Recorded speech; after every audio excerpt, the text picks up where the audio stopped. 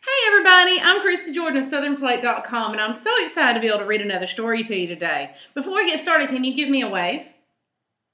Thank you. I love it when you wave at me, and I love it when you let me read the stories to you. Today is a very special day because this is National Read Across America Week, and today specifically is Dr. Seuss's birthday. Now, Dr. Seuss is a famous children's author, and you've probably read a lot of his stories. His real name wasn't Dr. Seuss, though.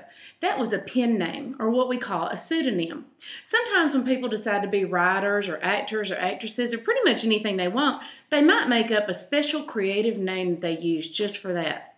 A lot of authors do that. My daughter has a pseudonym. Do you want me to tell you what it is? Her name is Katie Rose, but her pseudonym is Kate Prettyheart. My son has a pseudonym too. They're a lot of fun to make up, and you can use them when you play games or whatever, you know. Sometimes you might want to write stories and use your pseudonym. So your homework for the day after we read this story is to tell me what your pseudonym is in the comments section below. Have your parents tell me. And you know what? I'd love to have some help coming up with a new pseudonym for me. So if you have any ideas of what would be a fun pseudonym for me to use, let me know in the comments too, and who knows, I may just put it on my next book or something. Wouldn't that be funny?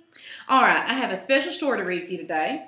It's called There is a Wocket in My Pocket by Dr. Seuss. His real name was Theodore Gazelle. I can't pronounce it. It's probably a good thing that he went to Dr. Seuss because I can pronounce that. Okay, let's see if I can get this right. It's hard to figure out how this shows on the camera. Did you ever have a feeling there's a wasket in your basket? Let me sit sideways here. This will help, won't it? Or a neuro in your bureau? Or a wasit in your closet? Look at that wasit. Sometimes I feel quite certain there's a jerkin in the curtain. Sometimes I have the feeling there's a zlock behind the clock. And that zelf up on that shelf, I have talked to him myself. You see the zelf right there? He's got some crazy things in his house. That's the kind of house I live in. There's a nink in the sink and a zamp in the lamp. They're rather nice, I think. Some of them are very friendly, like the yacht in the pot. But that yottle in the bottle, well, some are friendly, some are not. Look at the yottle. Do you see what he's doing? He's squirting juice out on the boy. Isn't that funny? Well, my dog is knocking on the door. She's wanting in.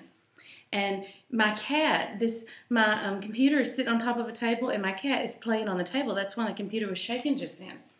I like the Zabel on the table and the Gare under the chair. But that Bofa on the sofa, well, I wish he wasn't there. And those nubbers in the cupboards, they're good fun to have about. See the nubbers. Let me see if I can get it. There you go. Look at all the little nubbers. Don't they look fun? But that toothbrush on my toothbrush, him, I could do without. It's going to be kind of hard to brush your teeth with a toothbrush standing on top of it like that, don't you reckon? The only one I'm really scared of is that bug under the rug. You see the bug there? Wow. And that quimney up the chimney, I don't like him, not at all. And it makes me sort of nervous when the Zal scoots down the hall. We can't see what the Zal is, it just shows tracks. But the Yups on the steps, they're great fun to have around. And so are many other friends that I have found. Like the teller and the nailer and the geller and the deller and the beller and the weller and the zeller and the seller. Can you say that? Let's try it one more time. Like the teller and the nailer and the geller and the deller and the beller and the weller and the zeller and the seller. Isn't that funny? See all those things down there? And the gilling on the ceiling and the zower in my shower. And the Zillow on my pillow. I don't care if you believe it. That's the kind of house I live in. And I hope we never leave it. Isn't that a fun book? Now, it's Wocket in My Pocket. And I'm going to put a link below in case your mom and dad hasn't seen it. I've got a page on Southern Plate where we drew out some Wockets and I colored them and everything. And you can print out your own Wockets, a whole sheet of them. And you can cut them out and put them in your pocket if you like. Thank you so much for letting me read a story to you today, and I hope you check out some of the other stories I've read on southernplate.com. I hope you get to try some of the yummy recipes on my website soon. I know y'all have got some very talented people cooking supper for you at your house. I love you very much, and be sure and leave your new pen name or pseudonym in the comments below so I'll know what to call you. Thank you. Bye-bye.